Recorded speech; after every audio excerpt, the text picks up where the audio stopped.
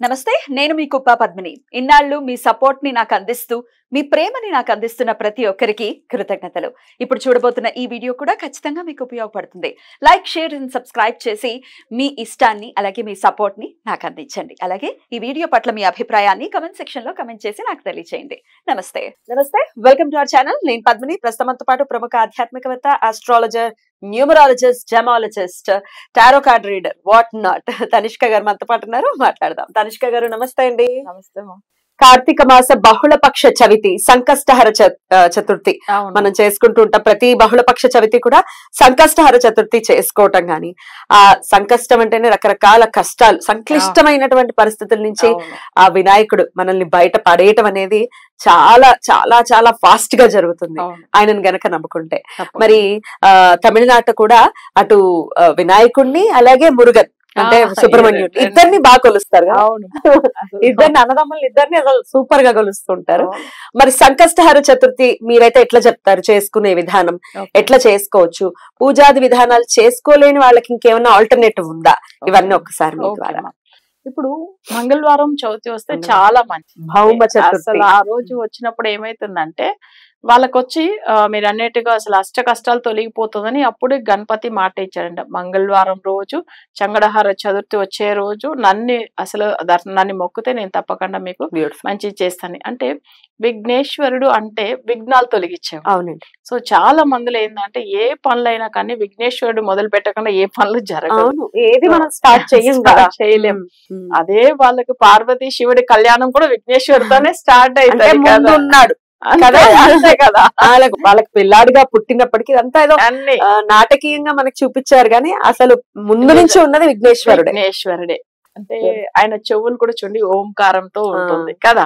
అంటే ఓం అనే శబ్దంతో వచ్చింది మన అసలు లోకం కానీ ఆ చెవులు కూడా అలానే కనిపిస్తాయి సో ఇప్పుడు ఏంటంటే ఈయన వల్ల స్టార్టింగ్ లో వచ్చింది అక్కడే మనకు అర్థమైపోతుంది కానీ ఈయనని ఎలా మొక్కితే మంచిది అంటే ఇప్పుడు చాలా మందికి ఏంటంటే అసలు ఆయనకి ఏం లేదు చాలా గరికతో అర్చన చేసేది ఉంటది కొంతమంది గరికతో దండ చేసి వేస్తారు మనం వచ్చి ఇప్పుడు ఏదైనా ఇంపార్టెంట్ వర్క్ ఒకటి పెట్టుకుంటాం అనుకోండి సో ఆ రోజు మంగళవారం రోజు స్వామివారిని గణపతిని మనం ఎలా పూజిస్తామంటే ఇంట్లో దీపం వెలిగించేసి గణపతికి మనం గరిగతో దండ వేసి తర్వాత గరిగతో చిన్నగా అర్చన చేసేసి దాంతో పాటు ఏంటంటే ఒక 1 రూపీ కాయిన్ సెపరేట్ గా మొక్కి పెట్టేసుకోవాలి ఒక చిన్న గరిక తీసి అది కూడా సెపరేట్ గా దేవుడి దగ్గర మొక్కుని ఎందుకంటే ఇప్పుడు ఒక బిజినెస్ వాళ్ళు స్టార్ట్ చేస్తారు లేకపోతే ఒక ఇంపార్టెంట్ పర్సన్ వెళ్ళి కన్సల్ట్ అవ్వాలి వాళ్ళ వల్ల మనకు ఆ వర్క్ అవ్వాలని అంటే ఫస్ట్ ఈ ఒక కాయిన్ ని కొన్ని చిన్న గరికని తీసి ఒక పక్కకు ఆయనని మంచిగా సంకల్పం చేసుకుని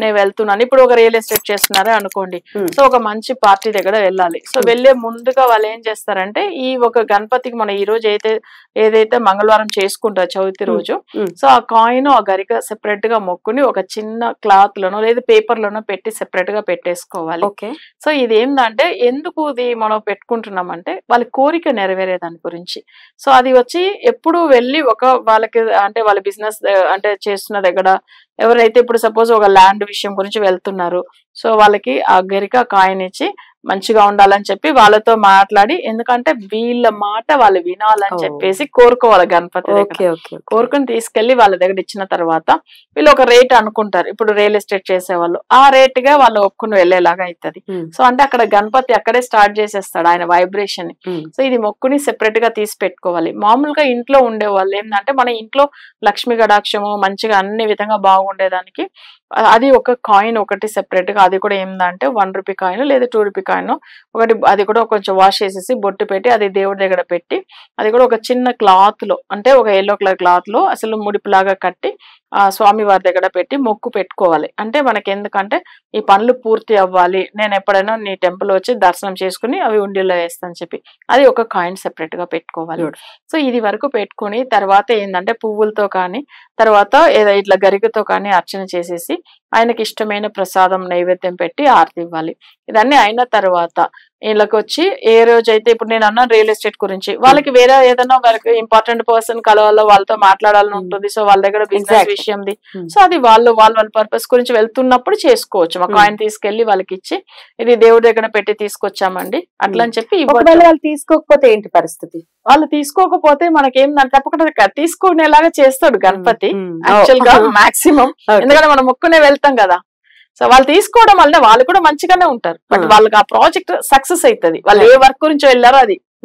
అయితే ఒకవేళ పరిస్థితి బాలేదు, వాళ్ళు తీసుకోవట్లేదు అంటే కనుక గణపతి టెంపుల్ కి వెళ్ళి వేసేవాళ్ళే. ఎందుకంటే స్వామి నువ్వే చూసుకో అని చెప్పేసి.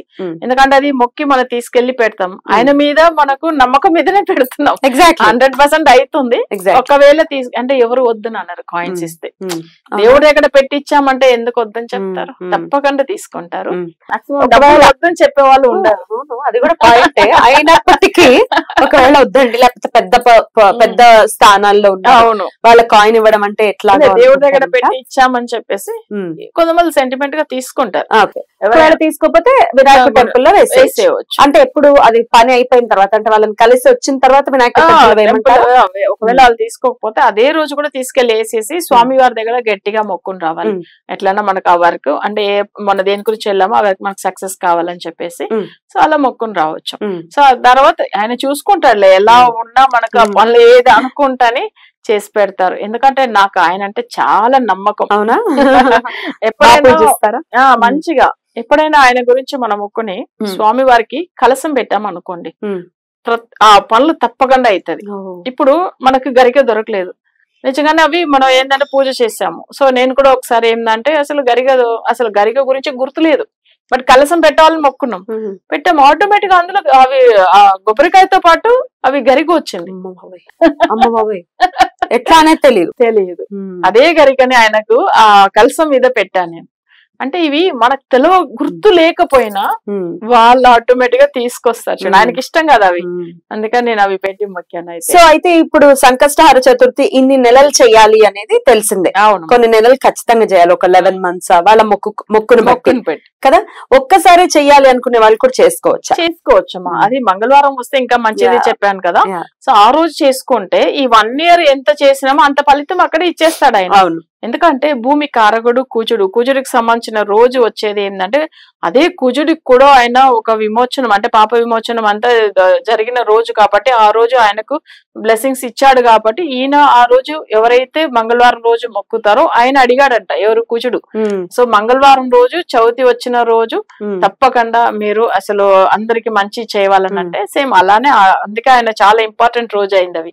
సో అప్పుడు ఆయనకు కుజుడికి ఎంత మంచి చేయించాడో అలానే అందరికి కూడా చేస్తాడు ఆయన. సో తప్పకుండా అందరూ కూడా మంగళవారం రోజు పూజ చేసుకోవచ్చాము. నేను చెప్పినట్టుగా కాయిన్ ఒకటి వాళ్ళు గుర్తు పెట్టుకుని చేస్తే చాలా మంచిది. ఎందుకంటే మన ప్రోగ్రామ్ లో చూసి చాలా మంది కొన్ని మన ఇచ్చిన టిప్స్ అసలు వాళ్ళు ఫాలో అయ్యి చాలా బాగా అయ్యి అని చెప్పి మన కాల్ కూడా చేసి ఉన్నారు. సో ఇంత ముందుగా ఒక పౌర్ణమి గురించి కూడా కాయిన్స్ గురించి కూడా చెప్పాము. అది ఫాలో అయిన నెక్స్ట్ పౌర్ణమికి ఆ రిజల్ట్ వచ్చింది కూడా చెప్పారు, అందరూ చెప్పారు. సో ఇప్పుడు కూడా అలానే గణపతి తప్పకుండా చేస్తాడు. ఎందుకంటే నేను ఎంత నమ్మానో నమ్మకం మీద ఆయన ఎంత మంచి చేస్తాడు. ప్రతి ఒక్కరికి ఇప్పుడు నేనైనా కానీ నాకు జాతక చక్రరీతిగా నేను చేసుకుంటూ వస్తాను. ప్రతి ఒక్కరికి ఎవరైనా సమస్యలు ఉన్న వాళ్ళు ఆ రోజు చేయండి, పూర్వ జన్మ కర్మ కూడా తొలగిపోతుంది. తమిళ్లో దానికి పేరు ఊళ్ వినయ్ అంటారు. వినయ్ అంటేనే వినాయకుడు తీరుస్తాడని పేరు. వినయ్ అంటే మన పూర్వ జన్మ కర్మ. సో అది తొలగిపోతుంది కదా. సో దానికి ఆయనని మొక్కుతానే అసలు చాలా సంతోషంగా ఉంటారు.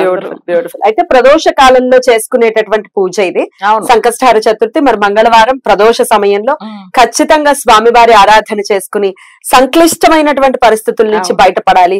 సతమతం అవుతున్నారు జనాలు, నిజంగా ఈ కష్టాలు ఏమిటారా బాబు అని చెప్పి అంతకంతకి పెరిగిపోతున్నాయి.